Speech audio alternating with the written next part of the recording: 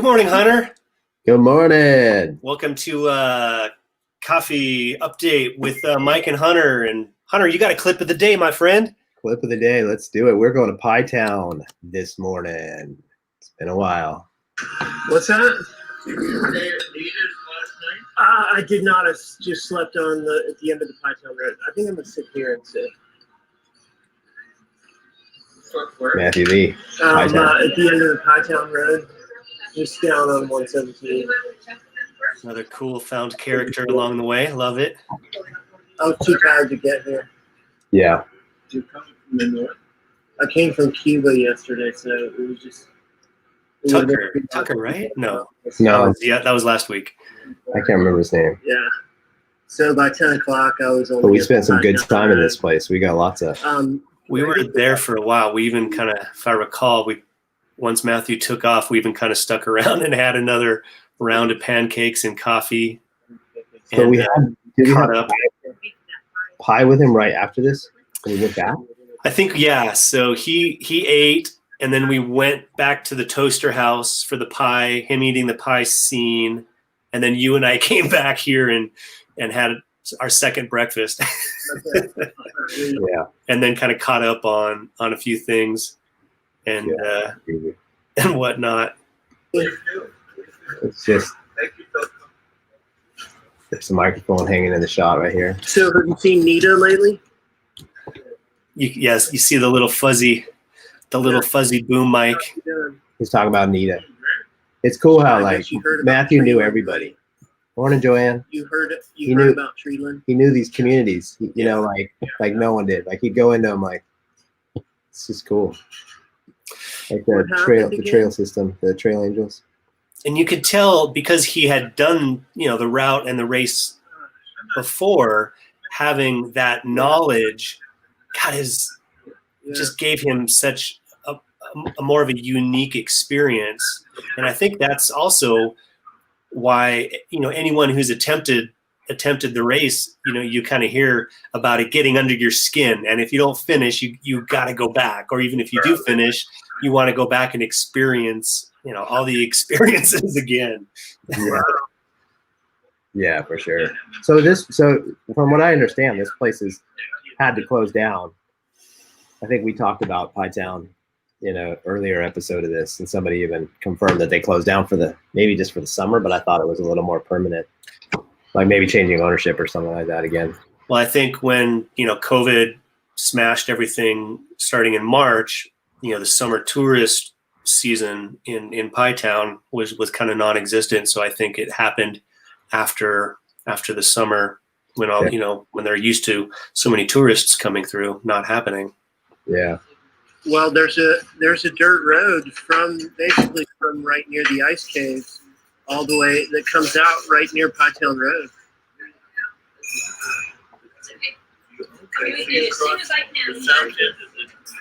I love that camera, dude. I want to win that camera back. Mm-hmm. Yeah, it's so good. It does look good, and there's even a little bit of depth of field, going on with that fixed lens, which is insane. So. Yeah, crazy. Now you just take all that for granted, but dude, 12 years ago, that was kind of a big deal. This next folder says border tarantula. Uh-oh. Wow. I guess. Oh, that was the finish. Yeah, I guess it was that close. Man, I didn't realize it was only a day away. It's day 20, so sometimes folders get a little funny out of that order. Right on. Well, dude, clip of the day. There you go. Pie Town. Yeah, good old Pie Town. Hey, and I wanted to recognize our kind of new RTD10 rock stars who kind of came in through the founding member campaign, which right on. What's happened here? We have Will Dillard, Richard Arlen, Michael Devitt, Randy Neal, Peter Dougherty, Matt Storley, Brian Timberrook, and Larry Hansler. So thank you all for coming up. Founding member of RTD10. That's awesome. Thanks, guys.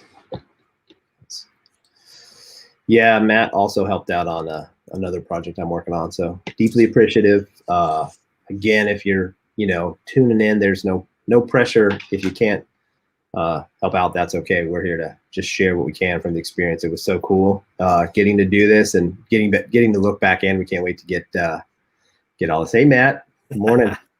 Speaking of, get more stuff out there, and maybe this will lead to a bigger and better project. Hard to imagine better, but bigger, different.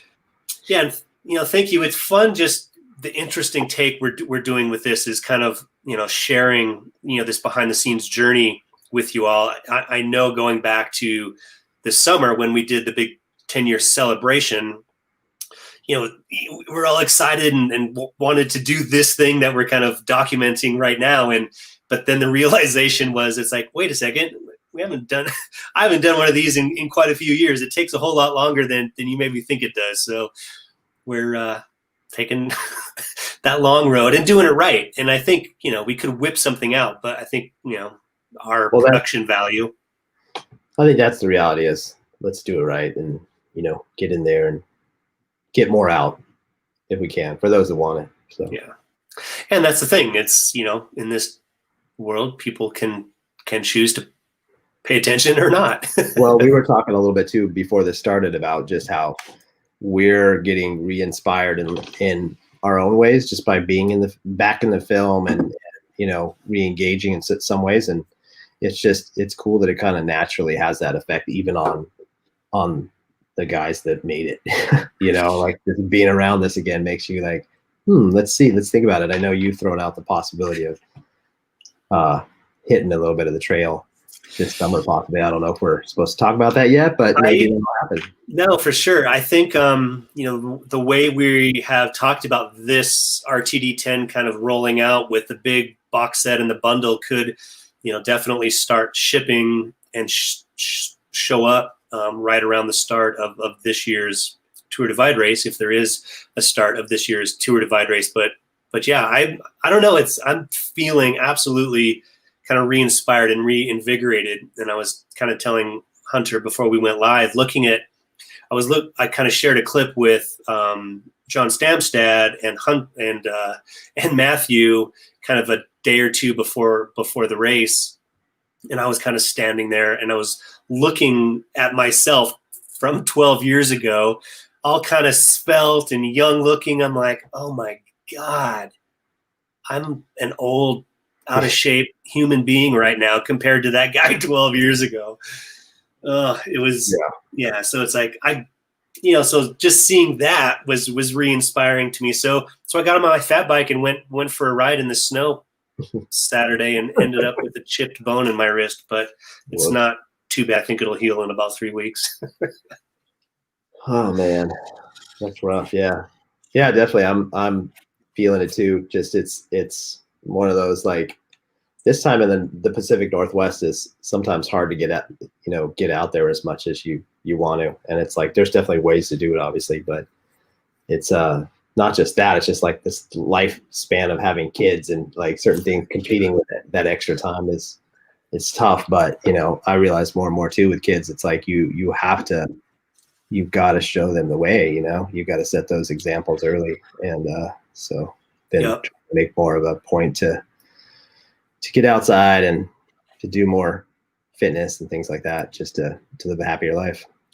Yes. Foundation is amazing. And I'm on the back end of that now with a daughter in college and a son about to go off to college, and super proud of what they've become. And I think it was because of, mostly Tina, my wife's strong foundational happening. So thanks, Bonnie. It'll I think it'll heal pretty quick. Even 2 days in, it's feeling better. So yeah, Bonnie's been through her fair share of stuff. I've seen. Bonnie's in rehab right now, I think, from a massive Achilles hamstring surgery. So yes, but she's out there. She's posting. She was on the fat bike I saw this weekend too. So right on. Well, cool. Gonna be a interesting week or so ahead. not to get into politics, but Oh man. talk a little bit about some of that too.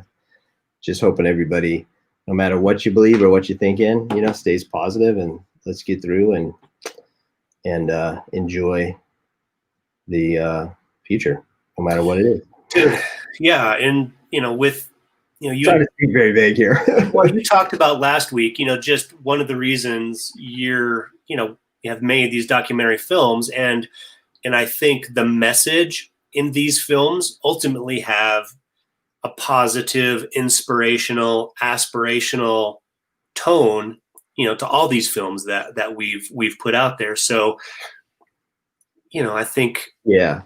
Kindness and inspiration and positive and lifting each other up. When I shot 10 miles per hour, it was like you would go from one conservative area to one liberal area. We'd talk to the radio DJ hosts of each, we'd get in, because we had a lot of media on that trip. And it was really fascinating to go across the country during an election cycle and see that sort of difference. Now, we weren't as divisive back then, obviously, and it was not as extreme.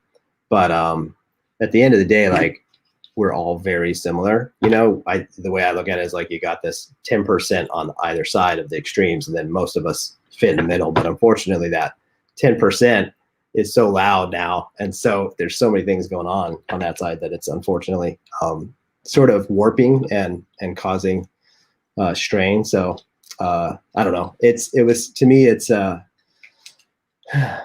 been interesting, making these films and seeing the way it's sort of changing. But knowing when you do make the film and you get out there and you actually meet people and you hang out, you go through that wherever you are, like, you realize it's like we're all much more the same. We're just being kind of pushed apart. So we don't need to get into politics. The show's not about politics, but it is something that we're all facing. It's on everybody's mind right now. So we just got into it.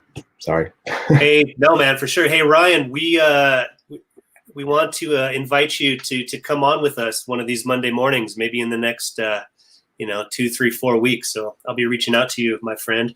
Ryan just put out a really cool series of his Divide experience this last summer. Hey, and as you're on that tone, I want to bring up, Hunter. Do you remember in Weiss River when you and Anthony kind of came up on me as I was kind of sitting there eating ice cream, and there was a guy from Washington who was he and I were kind of having a conversation back and forth, and if I recall, he had a bit of political kind of conversation going on, and that was actually what was in the rough cut and even the fine cut of Ride the Divide. And then as we were kind of going through the finished editing of it, at the last second, we kind of took that out and then put the thing with Anthony's, like, going, dude, what do you need that toe for? And just that, which was a more subtle, sort of moment. And I think a lot of people have said, dude, that's like one of my favorite scenes where you just look at Anthony,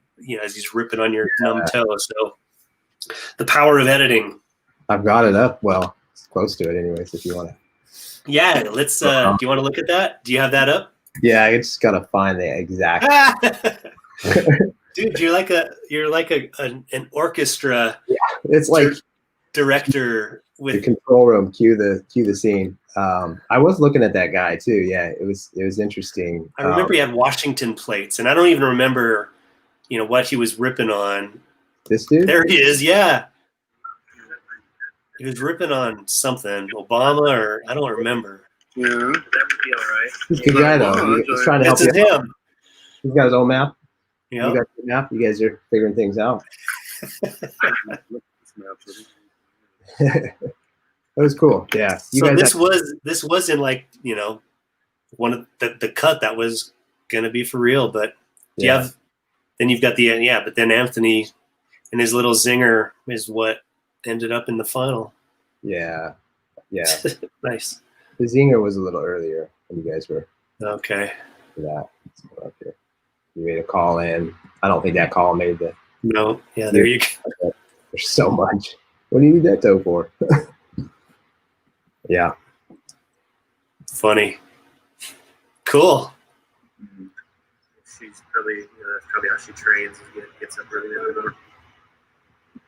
she was. It's all the little side, like the little side conversations we have out there, like there's so much little stuff that never sees the light of day. Yep. Even when we put all the new stuff out. And what's interesting is right about now is Mary was probably coming down Fleecer Ridge and, actually riding Fleecer Ridge. I think she was one of the few people that actually rode Fleecer Ridge and didn't have to walk it. And that was probably happening as this was kind of being filmed. And that would have been awesome, obviously, to see Mary riding all the way down Fleecer Ridge instead of me and my numb toe. Oh, man. Cool. Well, right on, man. This was a fun one. Yeah, it was. Anybody got a quick question before we kind of wrap up? We just kind of. Or if you have a scene you want us to take a peek at next week, throw it in. Comment later if you see this app when it's not live. Let us know something you want to see. Maybe we can cue that up and see some of the footage around it. So.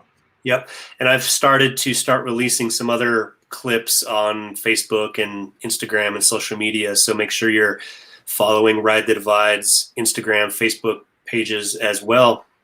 And we're going to continue to kind of do this fun behind the scenes stuff as we put this all together. That's right. All right, Hunter. I think that's that. Yeah. Well, everybody have a good week, and we'll see you guys in a week. All right. RTD10 outro coming up. Cheers.